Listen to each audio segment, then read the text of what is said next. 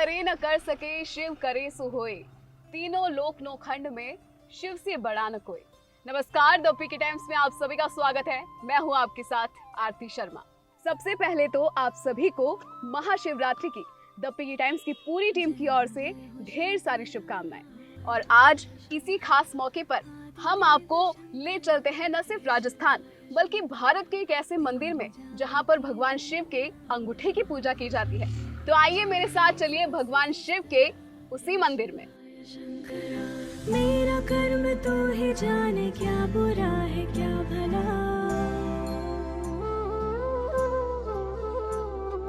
तेरे रास्ते पे मैं तो आंख मूंद के चला। महाशिवरात्रि के मौके पर हम बढ़ चले राजस्थान के माउंट आबू की इन घुमावदार पहाड़ी सड़कों पर।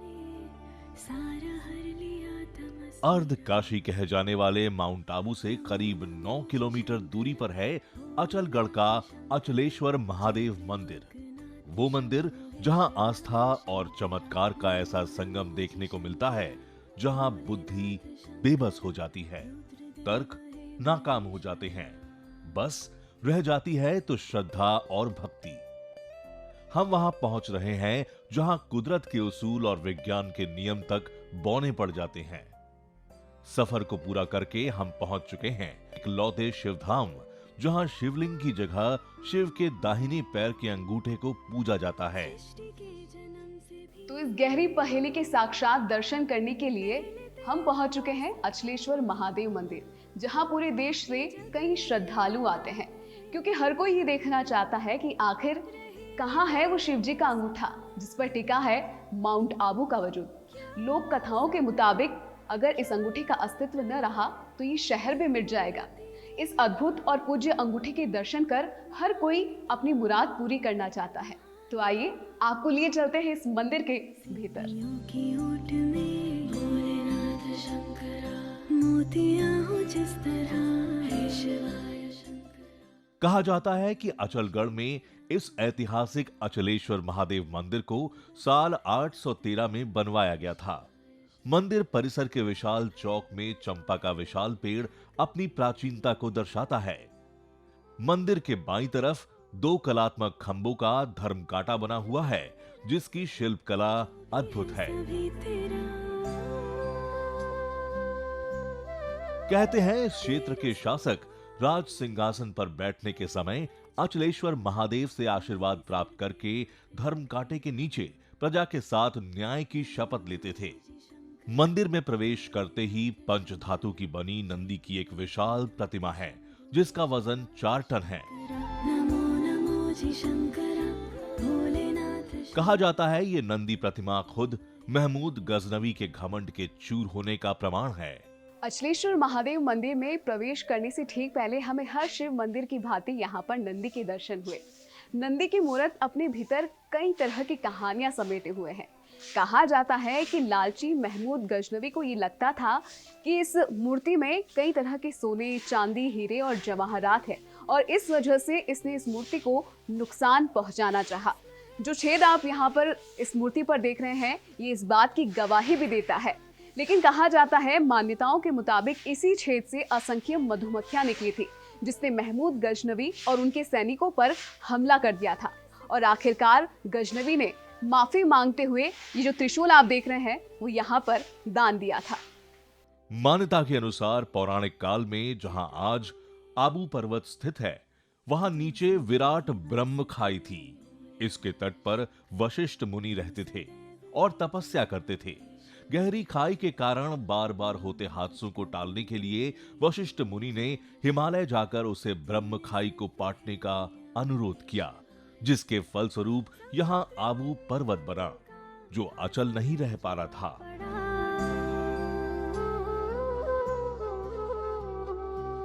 जिसके बाद वशिष्ठ मुनि के अनुरोध पर महादेव ने इसे अपने दाहिने पैर के अंगूठे से अचल किया।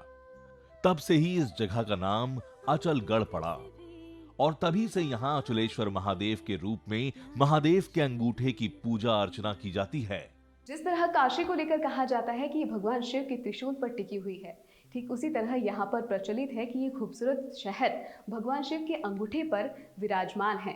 तो आज आप भी मेरे साथ इस पूज्य अंगूठे के दर्शन कीजिए, क्योंकि मेरी तरह आप भी सौभाग्यशाली है कि इस पूरे ब्रह्मांड में अकेले इस मंदिर के हम जो अंगूठे हैं उसके साक्षात दर्शन कर रहे हैं, जहां मांगी गई हर मुराद पूरी होती है। शंकरा आदिदेव शंकरा हे शिवाय शंकरा तेरे जाप के बिना भोलेनाथ शंकरा चले ये सांस किस तरह हे शिवाय शंकरा मेरा कर्म तो ही जाने। ये अंगूठे की पूजा इसलिए होती है यहाँ पर कि ये गुरु वशिष्ठ का आपने नाम सुना होगा।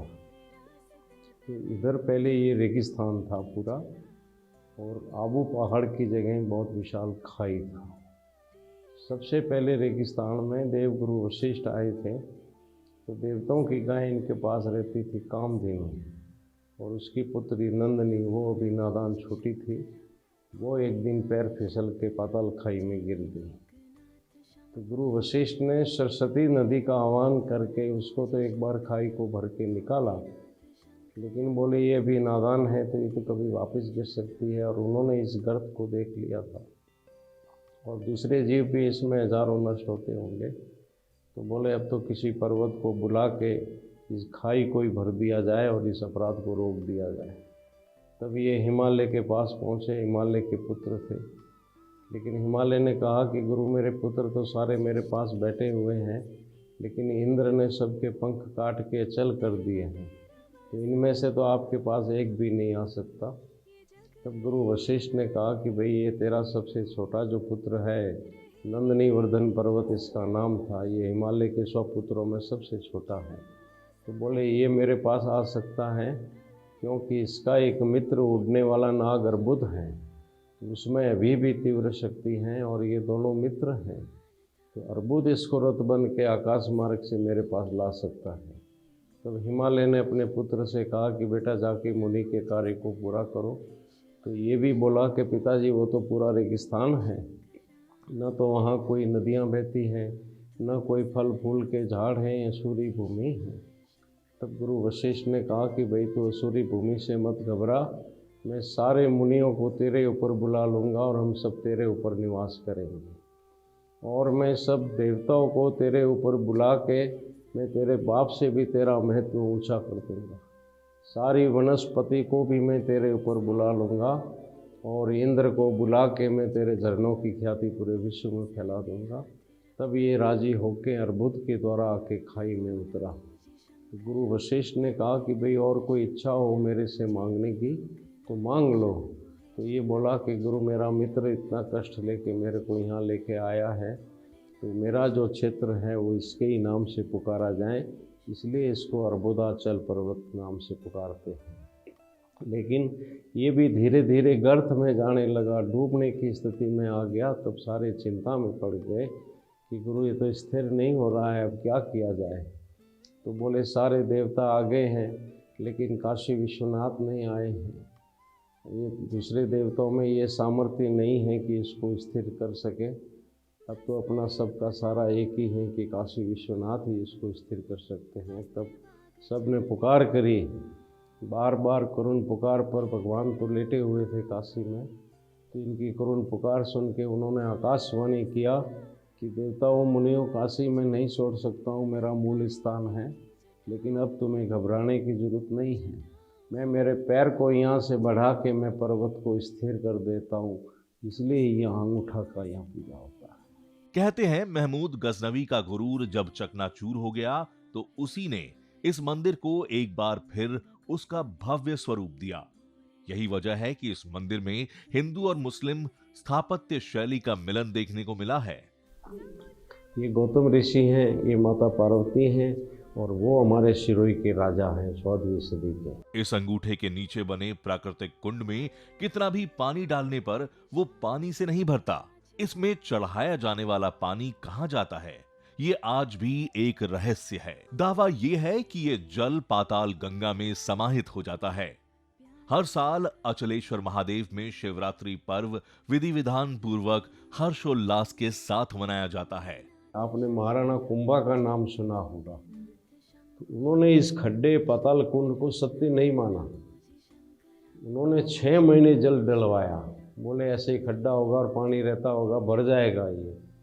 तब कहीं नहीं पता चला, तब उन्होंने भगवान से हार माननी पड़ी। तब इस मंदिर में एक तो नंदी की स्थापना की उन्होंने। ये नंदी का वजन है 4320 किलो, और ये 2 मूर्तियां हैं स्फटिक की जो उन्होंने भेंट की है। देखो, इसी मंदिर में हमें कई और सबूत मिले जो वैज्ञानिक तर्कों से जुदा थे। मिसाल के तौर पर देखिए इन 2 मूर्तियों को। ये प्रतिमाएं खुद इस मंदिर के चमत्कार को कैमरे पर बयान करने वाली है। इन दिव्य और अलौकिक के बारे में मंदिर के पुजारी ने हमें पहले ही बता दिया था, लेकिन हम इस दावे को परखने का दुस्साहस कर बैठे।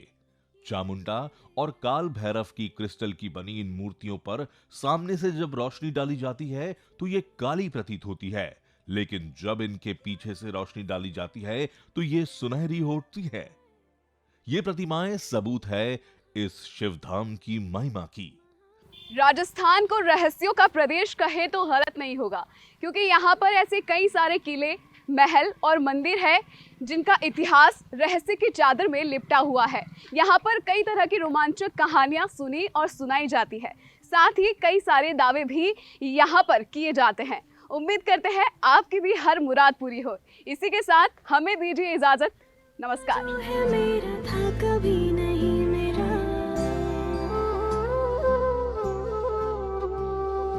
अर्थ क्या निरर्थ क्या जो भी है सभी तेरा। तेरे सामने है झुका, मेरे सर पे हाथ रख तेरा।